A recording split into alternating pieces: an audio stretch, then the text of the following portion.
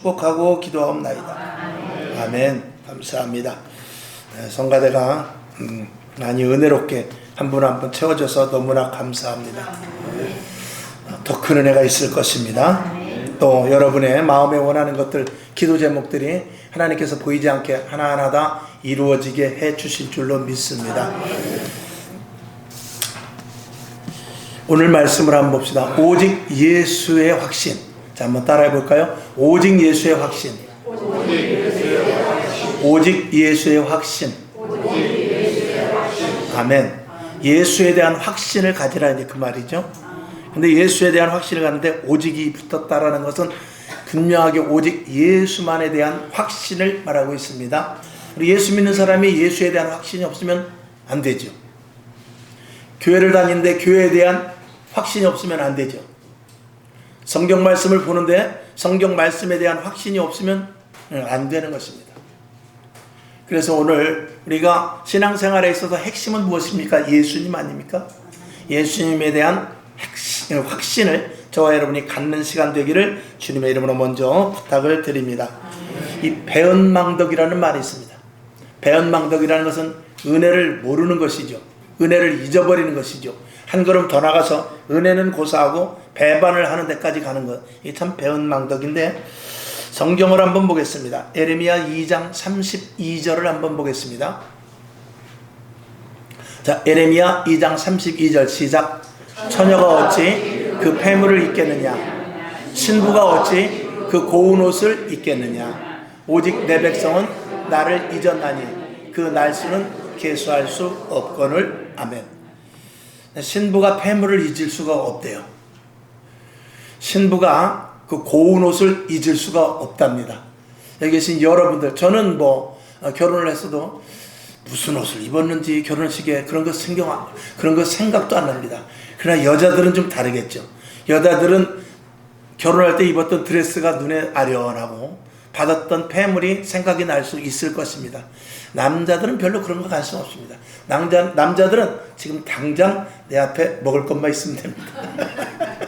다 그런 건 아니지만 거의 그렇습니다. 그래서 남자는 다루기가 쉽습니다. 여자가 남자를 못 다룬다, 그건 좀 문제가 있습니다. 여자는 남자를 다룰 수 있게끔 이미 창세기 그 에덴 동산에서부터 시작됐어요. 남자가 누구의 말을 듣고 선악과를 먹었느냐? 마귀의 말을 듣고 먹은 것이 아니고 자기 부인의 말을 듣고 먹었습니다. 그래서 하나님께서는 여자를 통해서 지혜롭게 하고 남자는 힘을 가지고 통치를 할 수 있게끔 했습니다. 오늘 여기 계신 여러분, 지혜가 있기를 주님의 이름으로 축원합니다. 남자들에게 용기가 있기를 바랍니다. 아멘. 이스라엘 백성들이 하나님의 은혜를 잊어버렸다 이 말입니다. 그러면서 오직 내 백성은 나를 잊었나니 그 날수를 계수할 수가 없다. 언제부터 잊어버린지 셀 수가 없을 정도로 잊어버린 지가 오래됐다 그 말이죠. 여러분에게 예수를 믿지만 예수를 놓친 사람들이 많습니다. 이 목회자도요, 설교를 하지만 진짜 하나님을 놓치는 경우도 상당히 많습니다. 설교는 아주 참 잘하고 주석으로 강해로 이렇게 하지만 실질적으로 하나님을 놓치는 그런 경우도 없잖아 있습니다. 물론 그런 건 깊이 또 얘기할 때가 있겠습니다만 여러분도 마찬가지입니다. 타성적으로 신앙생활하지 말라 이거예요. 종교적인 마음을 가지고 하지 말라 이거예요. 오늘도 예배 드릴 때 설레는 마음이 있어야 돼요. 오늘도 예배 드릴 때 말씀을 사모하는 마음이 있어야 되고, 마치 남녀간에 데이트를 하러 갈 때 여태까지 그렇게 만났어. 근데 또 만날 때 새로운 마음을 가지고 만나듯이, 그렇게 몇 년을 만났어도 또 데이트 약속을 잡으면 그날이 기다려지고, 오늘은 무엇을 먹을까? 어디로 좀 가서 같이 산책이라도 할까? 극장을 뭐를 볼까? 또 점심은 무엇을 먹을까? 그런 설레임이 어제까지 그저까지 만났어도 또 오늘 그 설레임이 있는 것입니다. 오늘 예배도 마찬가지입니다. 하나님 앞에 나올 때 또 일주일이 왜 이렇게 금방 돌아오냐 라고 생각한다면 조금 심각하죠. 일주일이 너무 긴 것 같아. 나는 교회 오고 싶어 죽겠는데 오늘도 예배를 무슨 말씀을 들을까? 오늘도 교회 가면 참 마음이 평안함을 얻는데 하는 그런 마음이 우리들에게 있어야 될 것입니다.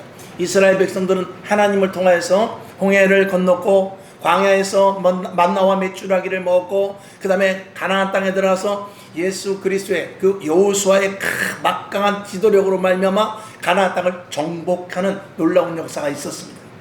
그리고 그 이후에도 하나님께서 지속적인 은혜를 부어줬지만 점점 잊어버리게 됐습니다.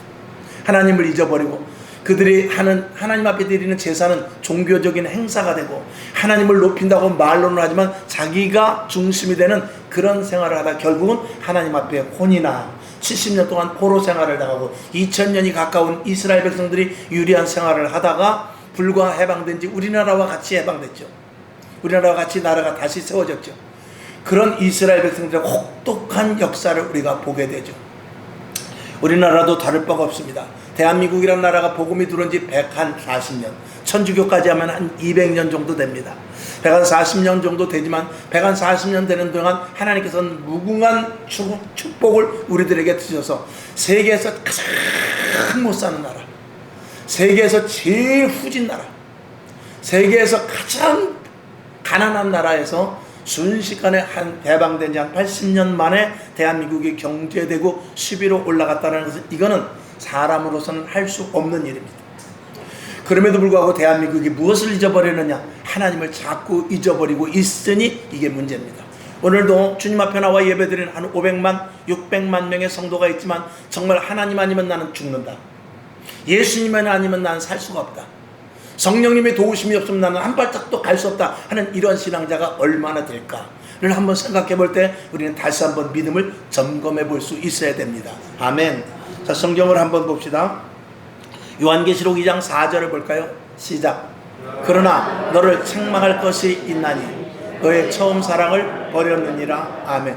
이스라엘 백성들이 하나님을 사랑했던 그 마음이 점점 식어지더라 이 말입니다. 또 우리들도 마찬가지입니다. 하나님을 그렇게 의리하고 하나님이 아니면 못 살 것 같고 은혜를 받아가지고 그렇게 난리를 피더니 점점 타성이 젖었는데 시대적으로 지금 대한민국이 그렇고 이 땅의 성도들이 그렇고 우리들도 마찬가지죠. 우리들도 한번 제가 비유를 해보자면 부부간에도 마찬가지입니다. 처음에 신혼생활할 때는 얼마나 좋았습니까?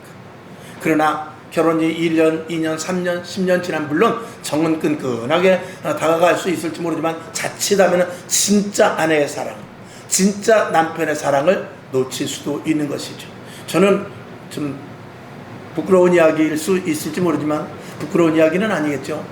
저는 데이트를 할 때 우리 안식구하고 데이트를 할 때 결혼 전까지 손도 안 만졌어요. 왜? 아까워서. 결혼식하고 신혼 첫날 밤에 만져야 더 짜릿할 것 같더라고요. 그래가지고 극장에 가서도 손을 안 만졌어 내가. 아끼느라고. 그러니까 신혼 첫날 밤이 즐겁겠어요? 즐겁겠어요? 두말하면 잔소리지. 데이트를 한 사람과는 전혀 다른 기쁨을 얻었다 이거예요. 근데 지금은 이제 그냥 그럭저럭 살지만 지금도 저는 기대합니다. 지금도 저는 우리 안식구의 하루하루를 기대하고 우리 자식들을 기대하고 또 나아가서 항상 저는 여러분의 하루하루를 기대해요. 조금 더 믿음이 자라고 조금 더 신앙이 자라고 조금 더 하나님 앞에 다가가고 날마다 새롭게 날마다 강력한 믿음을 가지고 하나님 앞에 더 나가서 새로운 은혜를 받기를 기대하고 있습니다. 그래서 매일 기도하는 것이고 하나님의 말씀을 오늘도 똑같은 정말 제가 오늘도 설교를 하지만 이 설교는 예수님께서 십자가에 못 박혀 돌아가신 후 복음이 2000년 동안 많은 설교 가운데 하나일 것이에요. 성경 말씀 66권 가지고 설교를 하는데 중복되는 부분이 왜 없겠습니까? 그럼에도 불구하고 매일 밥을 먹을 때마다 내 아내가 또 밥을 이렇게 주면은 오늘은 밥이 더 맛있는 것 같다. 오늘은 김치찌개가 더 맛있는 것 같네. 오늘은 계란 후라이가 왜 이렇게 잘 됐어. 이런 거와 마찬가지로 제가 여러분에게 말씀을 전할 때도 여러분이 말씀을 들을 때 날마다 새롭고 처음 듣는 말씀과 같이 그 말씀을 들을 때 마음을 시원하고 그 말씀을 들을 때 응답이 되고 그 말씀을 들을 때 힘을 얻는 그런 말씀이 되기를 기도하는 것이죠. 그래야만 여러분 식은 밥 햇반 아무리 좋아도 집에서 바로 밥통에서 한 밥하고는 천지차이입니다. 이미 돼 있는 밥은 김이 새버린 거예요. 김 샜다는 말 알죠? 어떤 사람이 그렇게 한번 좀 실험을 해봤대요. 제사를 지낸 밥하고 제사를 지내지 않은 밥하고 과연 정말 조상이 와서 먹고 가는가? 그 한번 조사를 해봤대. 그래가지고 제사 드리기 전에 밥의 영양가를 다 분석을 하고 그 다음에 제사 드린 다음에 영양가를 다 이렇게 분석을 해보니까 제사를 드린 후에 영양가가 많이 빠졌더래요. 이야, 이거 진짜 조상이 와서 먹고 있나? 먹고 갔나? 그러고 나서 조사를 해보니까 김이 새버려서 그렇대. 김이 새버려서 밥통을 열고 밥을 젖어서 바로 퍼서 먹는 거와 이미 두었다가 김이 샌 다음에 먹은 것은 맛이 다르고 영양분도 다르다 이 말이에요. 제가 여러분에게 드리는 설교가 김 새지 않는 설교를 하려고 애쓰는 거예요. 같은 말씀이지만 또 같은 쌀이에요. 같은 밥통에서 밥을 하지만 김이 새지 않는 밥을 여러분이 먹는 것과 식당밥 먹는 것과 간장에다 밥 비벼 먹어도 집에서 주는 밥은 틀린 거예요. 그것과 마찬가지로 제가 여러분에게 설교를 하는 데 있어서 한마디의 설교, 한 시간의 설교를 할지라도 김 새지 않는 밥, 여러분들이 먹고 그것이 영양가를 가지고 충분히 일주일을 살아 역사하는 그런 말씀을 어떻게 해서든지 여러분에게 전달하기를 애쓰는 것이죠. 왜냐하면 그래야 나도 살고 여러분도 사는 것입니다. 나는 그 말씀에 붙잡혀 사는 것이고 여러분은 그 말씀을 먹고 사는 것입니다. 할렐루야. 이게 교회예요. 이게 살아있는 교회예요. 이게 생명의 교회예요. 이게 위로부터 주신 하나님의 은혜 가운데 있는 교회인 것입니다. 그것이 없으면 교회가 타성에 젖어서 그냥 흘러가는 대로 가는 거예요. 마치 물결 따라 배가 가듯이, 풍랑에 따라 그냥 돛배가 가듯이. 그렇게 되면 안 됩니다. 반드시 배가 떴을 때는 목적지를 향해서 가야지 물결대로 가면 큰일 납니다. 물결대로 가지 말고 목적지를 향해서 가야 되기 때문에 저와 여러분이 이 땅을 살아가는데 그저 하루하루 살아가는 데 있지만 우리의 목적은 영원한 천국이에요. 영원한 천국을 목적을 향하여 가는 것이기 때문에 목적이 없는 인생은 그 인생은 죽은 것과 다름이 없습니다. 여러분의 인생의 뚜렷한 목적 무엇입니까? 반드시 천국. 이 땅에서 주님과 동행, 그리고 우리를 통하여 하나님께서 하실 일을 하실 것에 대한 그 어떤 자부심, 소명감, 사명감을 여러분들이 가져야 될 것입니다. 이것이 성경은 뭐라고 그러냐? 마지막이 가까울수록 더 그리하라. 성경 히브리서 10장 25절을 보겠습니다. 자, 시작. 모이기를 패하는 어떤 사람들의 습관과 같이 하지 말고 오직 권하여 그날의 가까움을 볼수록 더욱 그리하자. 주님 오시는 그날까지 어떻게 해요? 더 주님을 만나라 이거야.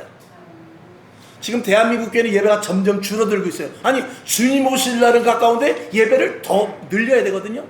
기도를 더 해야 되거든요. 전도를 더 해야 되거든요. 마음과 정성과 뜻과 힘을 다하여 주 앞에 더 나아가기를 애써야 되거든요. 근데 지금 점점 멀어지고 있어요. 그러면 안 된다 이 말입니다. 우체부 얘기를 해야죠. 또 이해를 돕기 위해서 서울에 사는 남자가 시골에 있는 여인과 데이트를 합니다. 오래된 이야기예요. 얘와도 오래된 거고. 편지를 보냅니다. 매일 편지를 보내요. 남자가 사랑하는 김영자씨 보고 싶습니다. 달자씨 보고 싶습니다. 매일 편지를 해요. 그 편지를 하는데 모르니까 가지는 못하고 일을 해야 되고 바쁘니까 가지는 못하고 매일 편지를 보는데 우체부가 그 편지를 가지고 가는데 그 여인이 산속 깊은 데 살아. 그러니까 우체부가 거기를 가려면 무지무지하게 힘든 거예요. 무지무지하게 힘드니까 그 아가씨는 우체부가 참 안 됐잖아요. 그러니까 점심을 늦게 못 먹은 날은 점심도 주고 시원한 냉수도 주고 또 그 안에 있는 먹을 것도 이렇게 주고 그러다 보니까 결국은 우체부하고 결혼을 했다는 거예요. 그 남자하고 결혼을 해야 되는데 그 남자는 편지는 기게 보냈는데 결혼은 누가 하고 하느냐? 우체부하고 결혼을 했다는 거예요. 가깝게 자주 만나는 사람하고 결혼하는 거예요. 오늘 여러분 이 자리에 나와서 예배를 할 때 이해가 가죠? 오늘 우리는 더욱더 모이기를 했어야 돼요. 밤마다 기도해야 되고요. 새벽마다 예배 드려야 되고 집에서 성경 봐야 되고요. 날마다 감사의 찬양을 주님 앞에 올려서 오늘 주님이 오신다 할지라도 또 주님이 오늘 오시지 않는다 할지라도 여기 계신 여러분 중에 나이 순서대로 주님을 만날까요? 그렇지 않아요. 나이에 관계없이 내가 누가 먼저 무덤에 들어갈지 몰라요. 이건 재수 없는 소리가 아니에요. 저도 오늘 여기서 설교를 하지만 오늘 이게 마지막 설교가 되고 내일 우리 안식과 여러분을 못 볼 수 있을지도 몰라요. 이게 재수 없는 소리예요? 일어날 수 있는 일이에요. 일어날 수 있는 일이에요. 그렇기 때문에 오늘 최선을 다해서 예수를 믿어야 되고 그렇기 때문에 오늘 최선을 다해서 영혼의 관리를 해야 되고 그렇기 때문에 내가 오늘 죽었어도 아이고 그거 잘 죽었다가 아니라 아이고 아까운 사람 죽었네 이런 마음을 가져야 되는 거예요. 그게 사람이요. 짐승은 살만 찌우면 돼요. 키만 크면 되고 노력만 하면 됩니다. 주인에게 충성만 하면 돼요. 그러나 사람은 그렇지 않아요. 사람은 이름을 남길 수 있어야 되는 것이거든요. 거룩하신 예수 그리스도의 이름을 남기고 저와 여러분 오늘 이 땅에서 인생이 끝이 난다 할지라도 영광스러운 모습이 될 수 있기를 주님의 이름으로 축원합니다. 자, 베드로전서 4장 7절을 볼까요? 시작. 만물의 마지막이 가까웠으니 그러므로 너희는 정신을 차리고 근신하여 기도하라. 아멘. 이제 시대는 아마 마지막이 된 것 같아요. 제가 여러 번 예화로 말씀을 드렸는데 예전에 아파트를 지금 보통 10층, 12층 그리고 조금 높이지만 한 15층. 지금은 몇 층을 지냐? 보통 39층, 50층짜리도 있어요. 그리고 그보다 더 높은 것도 있습니다. 그러면은 지금 제가 사는 아파트도 16층이거든요. 만약에 그걸 재개발한다 그러면 몇 층을 재야 될까요? 적어도 재개발하려면 최소한 30층 이상은 져야 수지가 맞을 거예요. 30층에서 50층은 져야 수지가 맞을 거예요. 만약에 그걸 헐고 그대로 16층을 친다면 우리가 돈 다 물어야 돼요. 허는 것까지. 차라리 가서 새로 사는 게 낫지. 그지 버리고. 그래서 일본에 지금 빈집이 굉장히 많습니다. 재개발을 할 수가 없어서. 그런데 자, 우리 집이 50층짜리야. 그걸 재개발을 하면 몇 층을 줘야 돼? 그건 재개발 못하는 거예요. 그럼 우린 거기서 무엇을 느낄 수 있어야 되느냐? 아, 세상은 이제 종점에 왔구나. 더 이상 하지 못한다고 할 때 이제 종점이라는 것을 알아야 되거든요. 아, 이제는 세상에 종점이 왔구나. 그러면 나는 어떻게 살아야 되지? 그럼 내가 어떻게 예수님이 돼야 되지? 지금 내가 신앙생활을 어떻게 되면 내 처신을 지금 어떻게 해야 되지? 이걸 생각할 수 있어야 사람인 거예요. 50층에 올라가면 아 높다. 우리는 49층에 살아. 전망이 좋아. 거기에만 만족하면 그 사람은 1차적인 사람이에요. 사람은 생각하는 짐승이거든요. 생각하는 동물이거든요. 그건 뭐냐? 결국 마지막 때가 가까웠다라는 것입니다. 악이 점점 관영하고 마지막 때는 하나님께서 여러분 지금 우리 박권 선생님이 차 탈 때마다 얘기하는 게 뭐냐면 이제는 햇빛이 내려쪄야 된다는 거예요. 그래야 농사 벼가 익는다는 거예요. 여러분 봄에는 심고 물도 주고 거름도 주고 여름에는 또 농약도 치고 그렇게 해서 비도 맞춰서 와야 되지만 가을 되면 농약 안 칩니다. 그리고 약도 안 줍니다. 거름도 안 줍니다. 무엇만 합니까? 계속 햇빛만 내리쬐야 돼. 왜? 익히기 위해서. 마지막 때 하나님의 손길이 어떨 때는 우리가 닿지 못할 수도 있어요. 마지막 때 할 때는 예전에는 3일 기도했으면 응답이 왔는데 30일 기도해도 응답이 오지 않을 수도 있어요. 그건 뭐냐? 익히는 중이야. 알곡과 가라지를 굴러내는 거야. 예전에는 다 응답을 해줬지만 지금은 응답을 안 해줘도 진짜인가 아닌가 보는 거예요. 그런 시대가 이제 오는 거예요. 그러니까 응답 안 왔다고 하나님이 안 계신 것이 아니라 가을에 때를 알아야 되는 거야. 마지막 때. 사람은 때를 알아야 되거든요. 봄에 나가서 씨를 뿌려야지. 가을에 수확하려고 그러는데 아이고 그동안 여름 동안 휴가 잘 쉬었다. 가서 씨를 뿌려야지. 그러는 사람은 그건 멍충이죠. 지금 햇빛이 내려지는 때가 지나면 지금 응답이 없어도 아 하나님이 알곡과 가라지를 가르는 때구나. 키즈를 해서 키즈를 하면 알곡은 안으로 쭉정이는 저절로 뒤로 가. 그건 그냥 키즈만 가만히 하고 있어도 앞으로 가고 뒤로 가고 그래. 우리들에게 있어서도 이 마지막 때를 살아가는 우리들에게 있어서 지금 키즈를 하는 시대다. 햇빛을 내리쬐고 지금 별을 익히는 시대다. 이 시대를 아는 사람은 이겨낼 수 있는 거예요. 그걸 이겨낼 수 있고 아는 사람은 누구냐? 기도하는 사람이죠. 예배드리는 사람이죠. 말씀 보는 사람이죠. 주 안에 거해서 하나님의 음성을 듣는 자들인 것입니다. 그러니 그렇게 사는 그리스도인과 그렇지 않고 내 식대로 그냥 형식적인 그리스도인과의 생활의 차이와 목표의 차이와 그리고 언행심사 등등 우리의 생활 가운데 많은 차이가 날 수밖에 없는 것입니다. 오늘 예수님께서 오늘 본문의 대로 물어봅니다. 마태복음 16장 오늘 13절 본문을 보니까 예수님께서 뭐라고 하냐면 가이사야 빌립보 지방에서 예수님이 제자들에게 물어봅니다. 야, 사람들이 날 누구라고 하더냐? 글쎄요. 어떤 사람은 엘리야라고도 그러고요. 어떤 사람은 세례 요한이라고도 그러고요. 어떤 사람은 예레미야 선지자 같다고 그러는데 뭐 선지자 중에 하나일까? 이렇게 말을 합디다. 그래, 너희들은 나를 누구라고 부르냐? 그때 베드로가 말합니다. 제가 말씀드릴게요. 주는 그리스도시요 살아계신 하나님의 아들이십니다. 이렇게 딱 말을 해요. 그랬을 때 예수님께서 뭐라 하냐면 바요나 시몬아 네가 복이 있도다. 근데 그것을 알게 한 것은 네 혈육이 아니고 하늘에 있는 내 아버지다, 이렇게 말해요. 오늘 여러분, 이 베드로의 진정한 고백, 주는 그리스도시요 살아계신 하나님의 아들이시라는 이 고백이 아무나 할 수 있는 것은 아닙니다. 예수를 믿을 때는 예수가 믿어져야 믿는 거예요. 믿어지지 않으면 믿을 수가 없습니다. 근데 성경은 뭐라 그러냐면 믿음을 선물이라고 그랬어요. 선물은 주는 사람의 마음이에요. 근데 선물을 받으려면 좀 땡깡을 부리면 선물을 받을 수 있어요. 그래서 여러분이 선물을 받으려면 기도해서 하나님 앞에 달라고. 나 믿음 없는데 믿음 달라고 하세요. 나 성령 충만하게 해달라고 기도하세요. 나 응답 달라고 기도하고요. 성경 말씀 깨달아지게 해달라고 기도하고, 기도에 깊은 은혜 들어가서 나도 필요한 은사를 주시옵소서 기도해야죠. 기도하냐. 선물 주는 사람이 선물 받는 사람 입장에 그 눈을 보고 저 사람이 선물을 받기를 원하는구나, 그런 사람에게 줘야 고맙습니다 고맙습니다 고맙습니다 그러지. 선물 받을 마음도 없는데 그냥 주면은 나 됐어요 그러지 않겠어요? 여러분에게 간절함이 있기를 주님의 이름으로 축원합니다.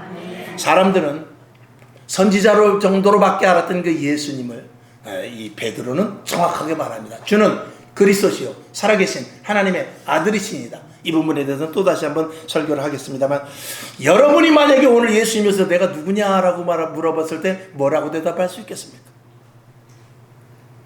물론 오늘 본문과 같이 주는 그리스도시요 살아계신 하나님의 아들이십니다, 이 대답을 똑같이 할 것입니다.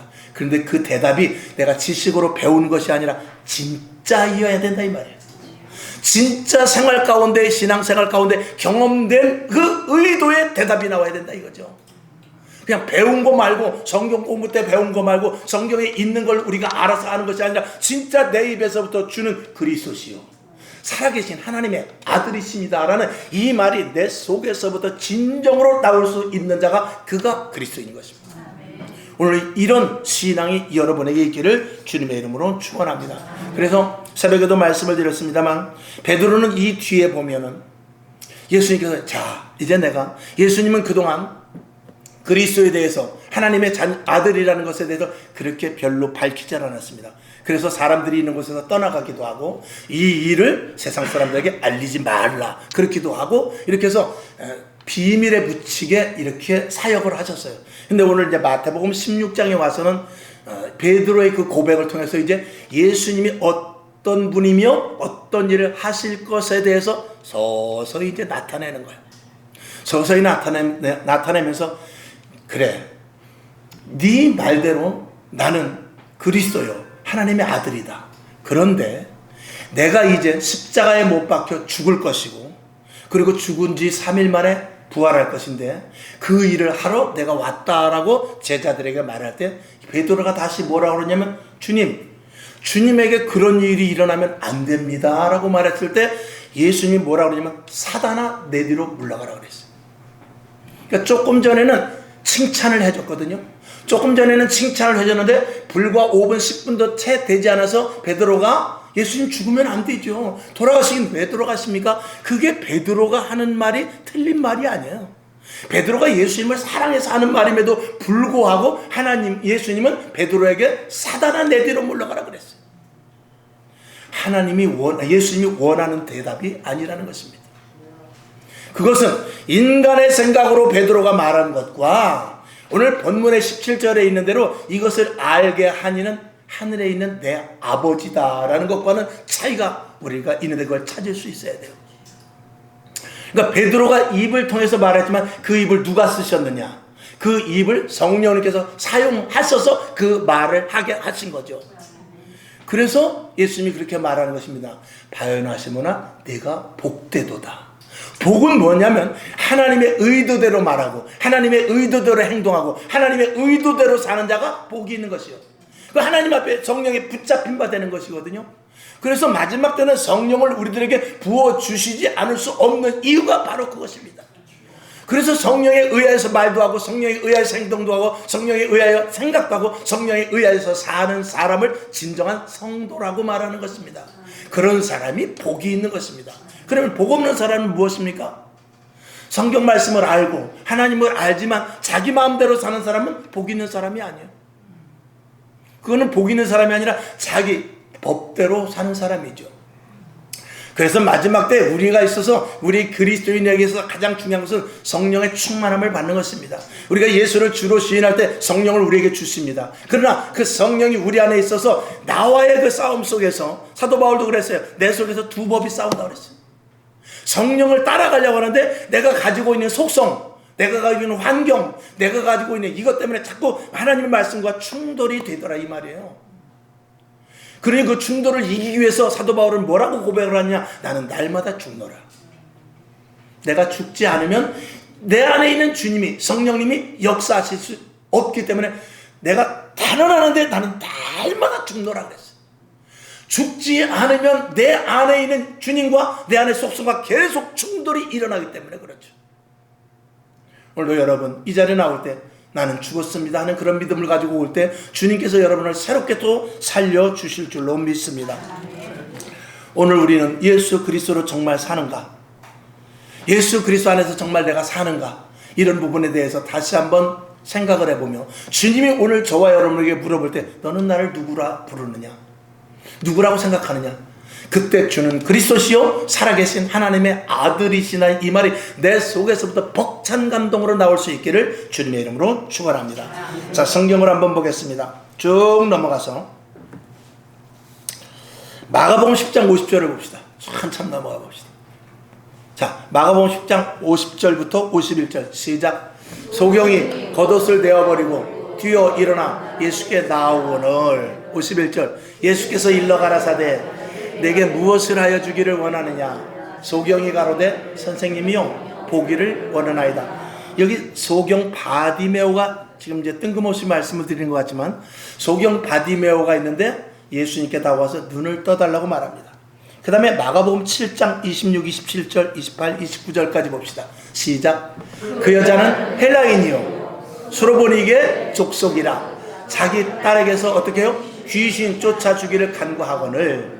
27절 예수께서 이르시되 자녀로 먼저 배불리 먹게 할지니 자녀의 떡을 취하여 개들에게 던짐이 마땅치 아니하니라. 아주 무시를 해버렸어요. 근데 여자가 뭐라 그럽니까? 시작. 여자가 대답하여 가로되 주여 옳소이다마는 상 아래 개들도 아이들이 먹던 부스러기를 먹지 않습니까? 29절 예수께서 가라사대 이 말을 하였으니 돌아가라 귀신이 내 딸에게서 나갔느니라 하시매. 아멘. 자, 한 구절을 더 보겠습니다. 마가복음 2장 3절부터 5절까지 시작. 사람들이 한 중풍병자를 4사람에게 메워가지고 예수께로 올세. 4절 무리를 인하여 예수께 데려갈 수 없으므로 그 계신 곳에 지붕을 뜯어 구멍을 내고 중풍병자의 누운 상을 달아내리니. 5절 예수께서 저희의 믿음을 보시고 중풍병자에게 이르시되 소자여 내 죄사함을 받았느니라 하시니. 아멘. 조금 전에 헬라인 이방인이었던 수르보니게 족속의 그 여인이 자기 딸이 병이 들어서, 그러니까 예수님이 뭐라 하냐면 고쳐달라고 그러니까 주인이 먹을 걸 개에게 줄 수 없다. 너는 개다 이 말이에요. 그때 이 여인이 기분이 나빠서 화를 내며 돌아간 것이 아니라 맞습니다. 저는 개와 똑같습니다. 근데 개도 주인이 먹던 상에서 떨어지는 부스러기를 먹지 않습니까? 그 부스러기라도 저에게 주십시오 했을 때 예수님께서 시험을 한 거죠. 예수님께서 그의 믿음을 보고 그 딸의 귀신 들린 병을 고쳐주게 됩니다. 오늘 지금 읽은 것도 중풍병자를 친구들이 데리고 왔어요. 그런데 사람이 너무 많아가지고 예수님 앞에 갈 수 없으니까 특단의 조치를 취했는데 지붕으로 올라가서 지붕을 뚫고 자기 그 친구 환자를 4명이서 내리옵니다. 예수님께서 기이 여기시고 그의 병을 고쳐줍니다. 대단하죠? 자, 성경을 한번 더 봅시다. 요한복음 10장 33절 시작. 유대인들이 대답하되 선한 일을 인하여 우리가 너를 돌로 치려는 것이 아니라 참남함을 인함이니 내가 이 사람이 되어 자칭 하나님이라 함이로다. 이 유대인들이 어떻게 하면 네가 어떻게 하나님의 아들이야? 네가 어떻게 하나님의 아들이야? 하나님을 모욕하는 거야 이거는. 그러면서 돌을 들어서 예수님을 쳐서 죽이려고 합니다. 한 군데를 더 보겠습니다. 누가복음 18장 11절 시작. 바리새인은 서서 따로 기도하여 가로되 하나님이여 나는 다른 사람 세리들 곧 토색, 불의, 간음을 하는 자들과 같지 아니하고 이 세리와도 같지 아니함을 감사하나이다. 12절. 나는 일에 2번씩 금식하고 또 소득에 11조를 드리나이다 하고. 아멘. 자, 그러면서 마가복음 7장 6절 한번 또 봅시다. 시작. 가라사대 이사야가 너희 외식하는 자에 대하여 잘 예언하였도다. 기록하였으되 이 백성이 입술로는 나를 존경하되 마음은 내게서 멀도다. 왜 제가 성경을 좀 장황하게 읽었냐면 바리새인들, 유대인들, 또 서기관들을 비롯해서 하나님을 잘 안다는 그 사람들, 그들은 하나님을 잘 압니다. 그런데 예수님을 배척했어요. 그들은 하나님에 대해서 잘 알고 율법에 대해서 매우 잘 압니다. 그들의 믿음이 얼마나 좋은지 몰라요. 하나님에 대한 믿음이 특심입니다. 근데 조금 전에 읽었던 그 소경 바디메오나 그 헬라인 여인이나 그리고 중풍병자 친구를 데리고 왔던 그들과의 차이점은 무엇이냐? 자, 조금 전에 말씀을 드렸던 그 중풍병자 친구들, 그리고 헬라인 여인은 수로보니게의 여인, 그리고 소경 바디메오, 그의 특징은 뭐냐면 그들은 이 뒤에 유대인들이나 서기관들이나 사두개인들이나 바리새인들은 예수님이 없어도 살 사람들이에요. 그런데 조금 전에 말씀을 드린 그 중풍병자, 그 환자나 그 친구들이나 그리고 헬라인 여인이나 소경 바디메오는 예수님에 대한 그 신앙이 무엇이냐? 절대적이었습니다. 자기는 지금 예수님이 없으면 자기는 살 수 없다라는 막바지 최후에 나는 예수가 꼭 필요한 사람이었어요. 예수님은 그런 자들에게 치료하시고 회복하시고 그런 자들에게 다가가셔서 응답해 줬어요. 그러나 유대인들, 바리새인들에게는 뭐라고 하냐면 회칠한 무덤과 같다고 그랬어요. 그들은 회칠한 무덤과 같고 그 속에 독사가 가득하다고 그랬어요. 왜? 그들은 특징이 뭐냐? 그 앞에 말한 사람들과 뒤에 말한 사람들의 특징 대비가 뭐냐면 한쪽은 하나님이 없어도 예수님이 없어도 살 수 있다라고 말하는 사람들이에요. 근데 전자에 있던 사람들은 예수님이 없으면 나는 살 수가 없다라고 말하는 사람이에요. 오늘 이 땅에도 마찬가지입니다. 오늘도 예배를 드리는 몇 명이라고 했어요? 500~600만 명. 그 가운데 나는 예수를 믿지 않으면 살 수 없습니다 하는 사람과 오늘 교회 안 나와도 나는 살 수 있어, 오늘 예배 안 드려도 나는 살 수 있어 하는 사람, 두 가지입니다. 심각하게 깊이 있게 생각 잘해봐야 돼요. 그래서 나는 오직 예수님이 아니고 하나님이 아니고 성령의 인도하심이 아니면 살 수 없다라고 분명하게 선을 긋는 사람과 오늘 하루 빠질 수도 있지, 오늘 예배 드리지 않아도 살 수 있지, 뭐 사람이 살다 보면 형편이 그럴 수도 있냐, 이 두 종류의 사람인데 차이점은 무엇이냐? 오직 예수로 사는 사람은 주님이 책임을 져주세요. 그러나 주님이 없어도 살 수 있는 사람은 네 방식대로 살아라 이거야. 그 방식대로 살면 그 방식대로 사는데 내가 뭐라고 하겠느냐? 그러나 나는 주님이 없으면 한 발짝도 갈 수 없습니다. 나는 주님이 도와주시지 않으면 아무것도 할 수 없습니다. 나는 주님이 동행해 주지 않으면 나는 지금 이 자리에서 한 발짝도 가지 않겠습니다. 그런 사람과의 차이인 것입니다. 성경은 그렇게 두 갈래 길이에요. 똑같이 믿지 않는 사람들과 믿지 않는 사람들의 이야기도 있지만 믿는 사람 가운데 주님이 아니면 살 수 없는 사람과 주님이 아니어도 살 수 있는 사람, 이 두 가지를 계속 연속해서 이야기하고 있는 거예요. 그게 양과 염소예요. 그게 우편의 선자와 좌편의 선자예요. 그게 두 사람이 매를 갈지만 한 사람은 들림을 받고 한 사람은 버려둠을 당하는 자예요. 여러분 어느 편에 있습니까? 조금 더 순하게 제가 말씀드릴게요. 순하게. 나는 교회를 안 나오는 것보다 나오는 게 더 쉽다. 나는 교회를 나오는 것보다 안 나오는 게 더 어렵다. 이 정도 되면 그래도 어느 정도 이게 그래도 이쪽으로 온 사람들이에요. 여기 계신 여러분들 신앙생활 하기가 쉽습니까? 안 하기가 쉽습니까? 하는 게 낫지. 안 하는 게 더 어려운 사람들이 여기 앉아있는 분입니다. 그런데 진짜 어려울 때도 그럴 수 있을까요? 진짜 생명의 위협이 있을 때도 그럴 수 있을까요? 돈의 문제, 자식의 문제, 사업의 문제, 여러 가지 모든 인간적인 문제, 그런 문제가 있을 때도 나는 주님입니다 하고 나는 주님 교회에 나가지 않으면 안 됩니다 하는 그런 마음을 가질 수 있는 자는 과연 거기서 또 몇 프로가 되겠는가? 우리는 오직 예수라고 말하지만 오직 예수는 내가 편할 때 예수지, 힘들고 어려울 때 주여 잠깐만. 이렇게 되는 경우가 너무나 많은 것이 이 시대의 배부른 그리스도인들의 모습인 것입니다. 50년, 60년 전에는 심령이 가난했어요. 배는 고팠지만 심령까지 가난해서 주님이 아니면 살 수 없다고 그랬어요. 지금 배도 부르고 심령도 가난하지 않아. 그러니까 주님이 아니라도 뭐 살 수 있죠. 이게 문제의 시작이 되는 것입니다. 오늘 여러분은 온전히 예수로 살아야 돼요.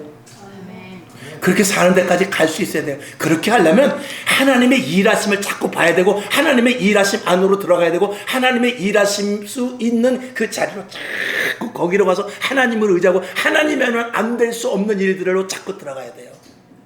이게 핵심인 것입니다. 오늘 여러분은 오직 예수에 대한 확신을 가지고 신앙생활 주님 부르시는 그날까지 철저하게 하실 수 있기를 주님의 이름으로 축원합니다. 아버지 하나님 감사합니다. 어려운 말씀이 있고 어려운 말씀일 수 있고 쉽지 않은 말씀일 수 있으며 또 듣기에 거북할 수도 있습니다. 그러나 하나님의 말씀 왜? 주님 오실 날 얼마 남지 않았기에 왜? 마지막 때이기 때문에 왜? 오늘 내가 어떻게 될지 모르기 때문에 오늘 이 자리 주님 오실지 모르기 때문에 우리의 인생을 걸고 신앙생활을 해야 되는 때가 되었기 때문에 말씀을 올리는 것이죠. 하나님 아버지 오늘 이 말씀이 우리 속에 양약이 되게 없어서 듣고 깨닫게 하여 주시옵시고 듣고 실행하게 하시고 거기에 걸맞는 놀라운 하나님의 기적과 표적과 이적과 주님 분명히 살아계신 증거를 맛보는 믿음의 종들 다 되게 하여 주시옵소서. 예수님의 이름으로 축원하며 기도합나이다. 아멘. 찬송가 511장을 올리겠습니다.